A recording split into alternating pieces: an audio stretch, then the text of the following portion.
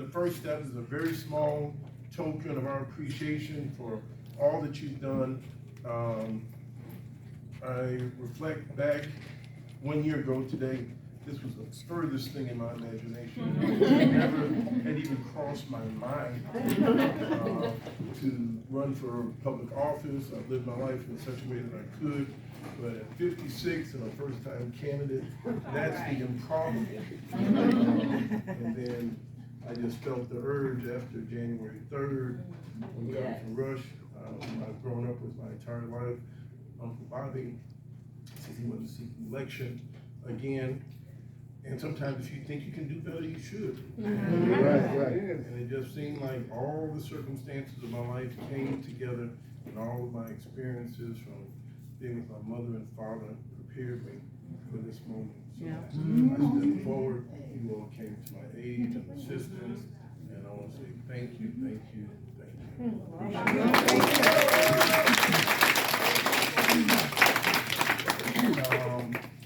So yesterday we were in Washington, D.C., and when you hear the name Mrs. Maxine Waters,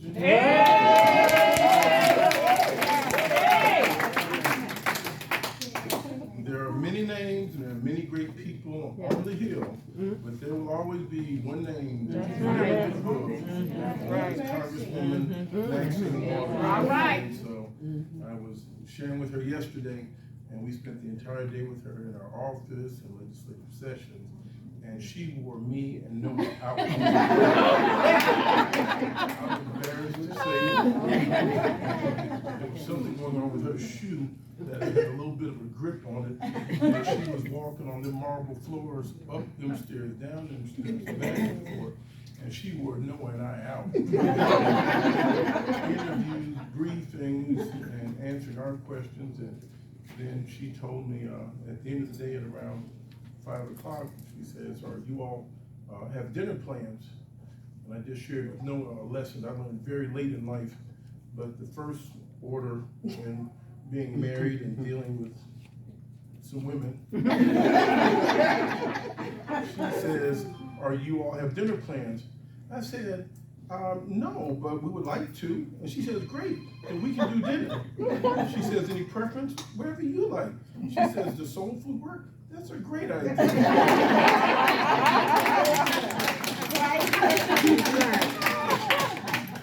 Then after dessert came, she says, do you like bread pudding? I love bread pudding. I said, I want some bread pudding.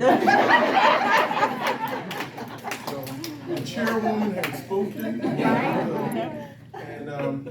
But what I saw there yesterday is that there are 60 members of the Congressional Black Caucus. There are 6 African Americans that are chairs of committees. So of all of the banking and housing, Ms. Maxine Waters is the senior most person in the entire nation. All bankers and those in financial institutions have to come through Chairwoman Mrs. Maxine Waters. When I told her I wanted to run, and I went to DC to see her, she says she had one question. She said, is your family with you? And I said, yes. And then she wrote me a check and said, let's go.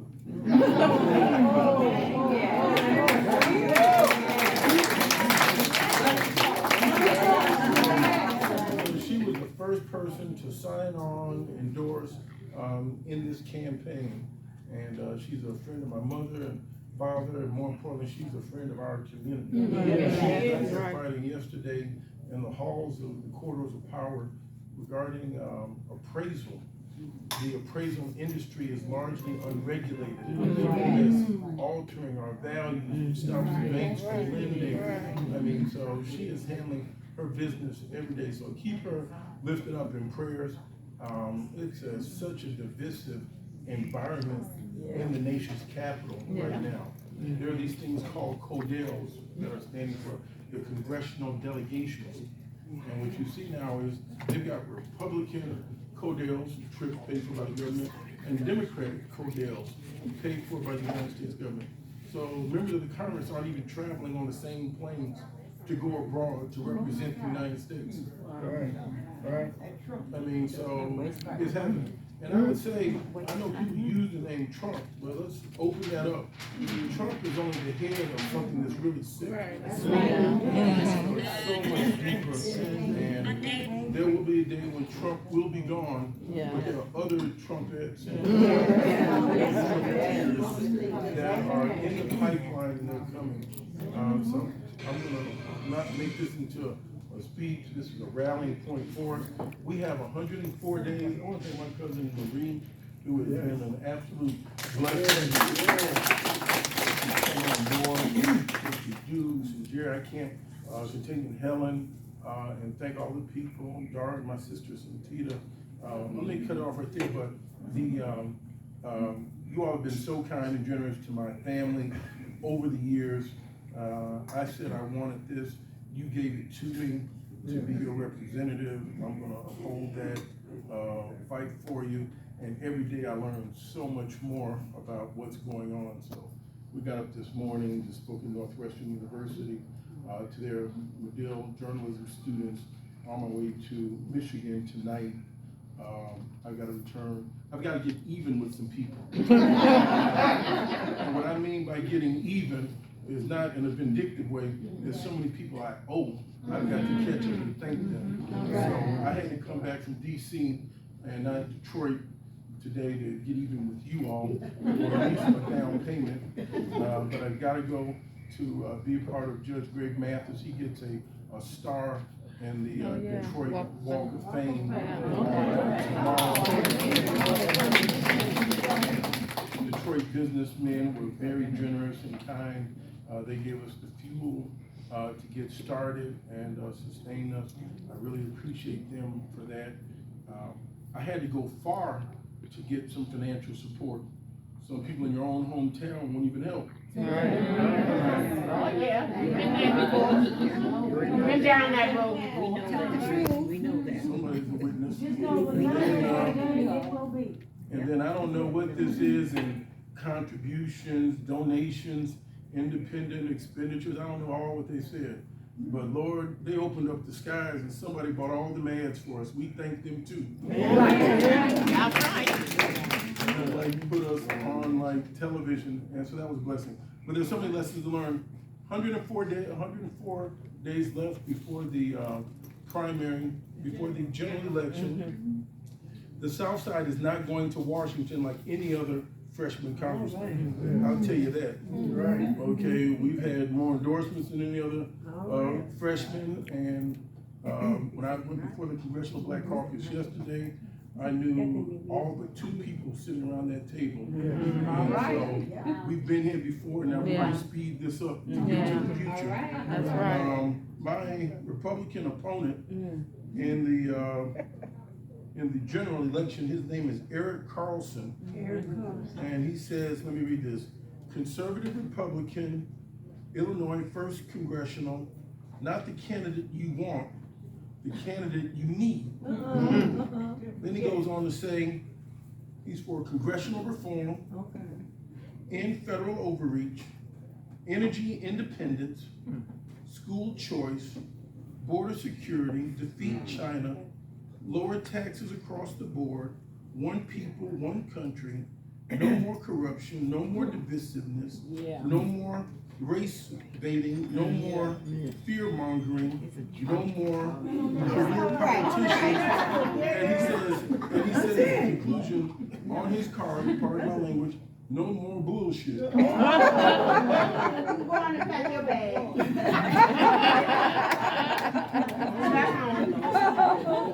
Jonathan, was that Donald Dunby or what was his name? Eric Carlson? Eric Carlson. Oh, okay. So you want to see and hear from him. Remember, We had a reception, and went and met the business leaders in the southern part of the district in Kankakee the other day. Governor George Ryan and other people down there. He was gracious and hospitable and very supportive. Actually, Governor George Ryan had put me on his transition committee for transportation, which was my first foot into being inside administration to see anything. So, and he and I share the same passion. I'd asked him at an event about the death row and what was wrong in Illinois. He said, if I see that it's broken, I'll fix it. And surely enough, when he saw all these men on death row that were innocent, he abolished death row. And the person that had put most of those gentlemen on death row was Commander John Burge and his crew. Yeah. I got stopped and put in the back of a police car on 26th Street some years ago when I was building out some wireless stores on 26th Street. And then my father, I was 39, told me to come and speak at Push. I'm like, Dad, that's for you and Junior. Like, I don't want to speak. He said, but you have to. So I just followed his lead and went up to speak. And I knew it was bigger than me, that I knew I wasn't going to be in jail because it's cool to have Jesse Jackson in jail.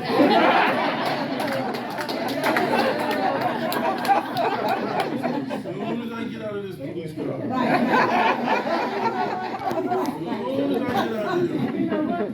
the table will turn. And in so many ways,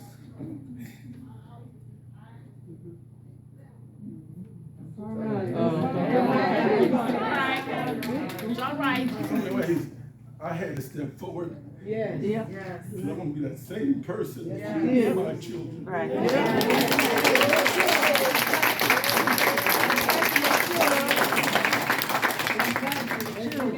I got online and I looked and I saw this name of how Commander John Burge had gotten fired because I'd been out of town for school and work for almost a decade.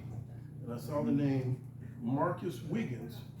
It was a 14-year-old child that he had tortured. And nobody knew about it. And Commander Burge retired and went off into the sunset. And that's where I started talking about Commander John Burge. And that next Saturday, a lady grabbed my attention after I'm turning away from the stage.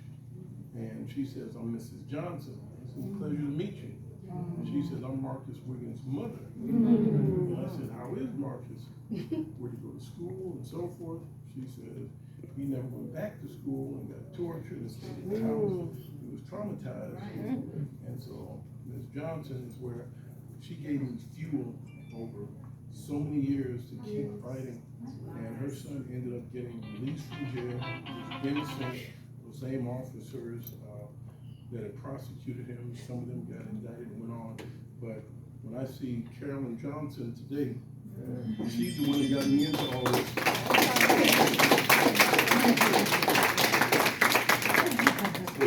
4 years ago, we went down to pick up her son. Yeah. So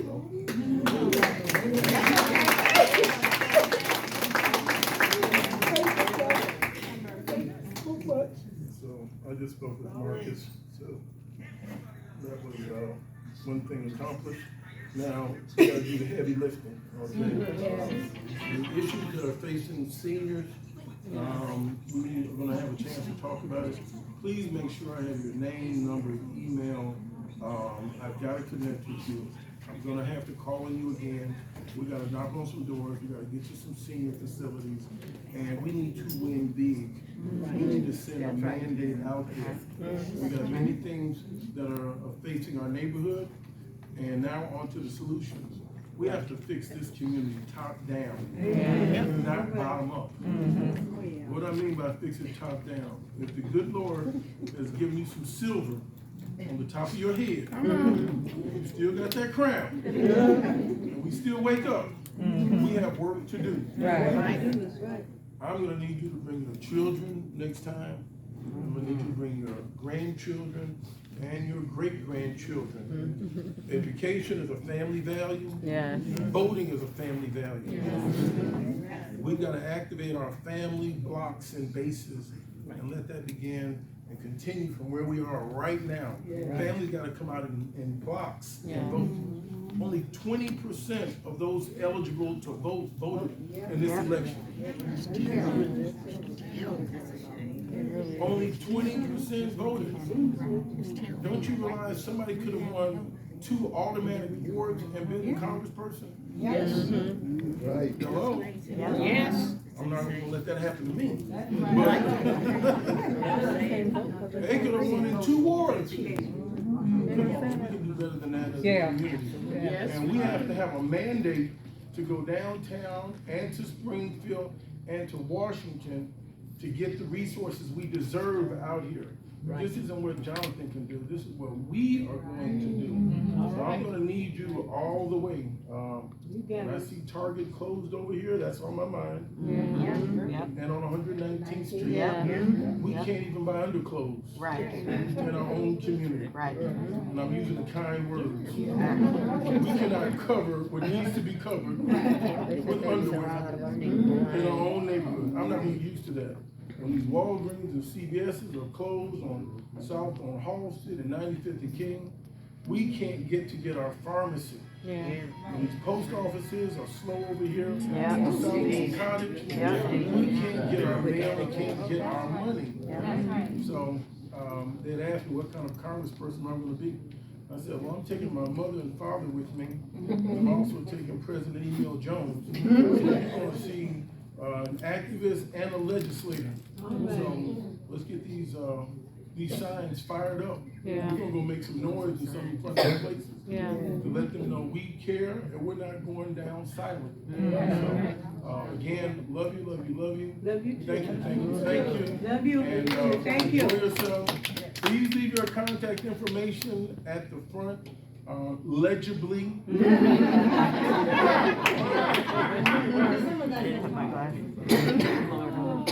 Mrs. Helen has prepared a gift bag for you all with the committee. I want to step on from behind the counter. You know, they look official. They're not getting paid anything.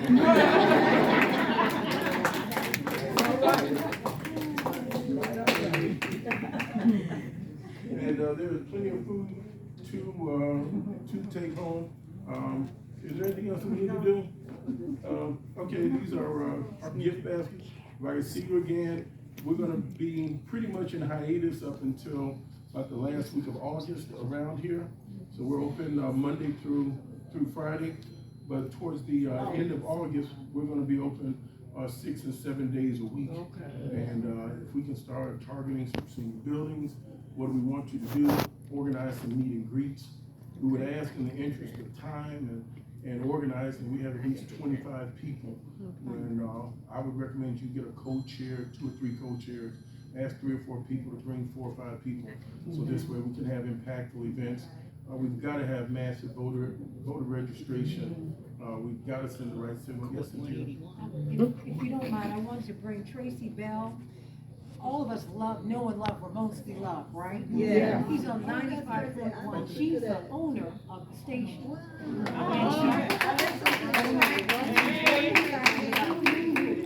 Because Ramonski was at Jonathan's event because she sent him. Not only because we love Ramonski, but she wants to do everything she can to get Jonathan in office and to keep him in office.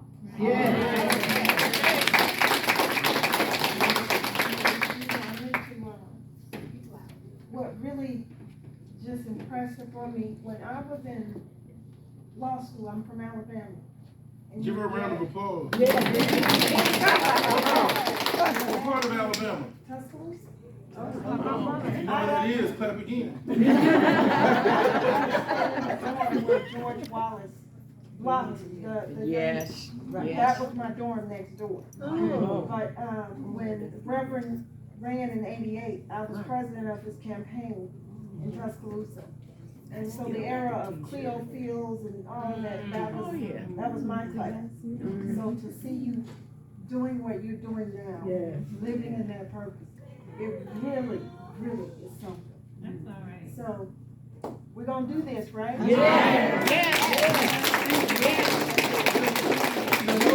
My father and mother can't do this forever, so I've got to help them, and you all can't do it all forever. We've got to activate our children. They've got to know your history, your stories. Last little anecdotal story I'll leave you with. I had a classmate, and the classmate says, Jonathan, we're the same age. We sat in the back of the bus together by choice. Played our radios loud by choice. I'm glad to know there were some other juvenile delinquents. And so she lived with her her mother, she's a mom, and this is her children, it's my children's age. And the child had to do a research paper, and they wanted to talk about civil rights and so forth. So the child came over to my house, we talked, and then the child asked me, what was it like growing up and having to sit on the back of the bus?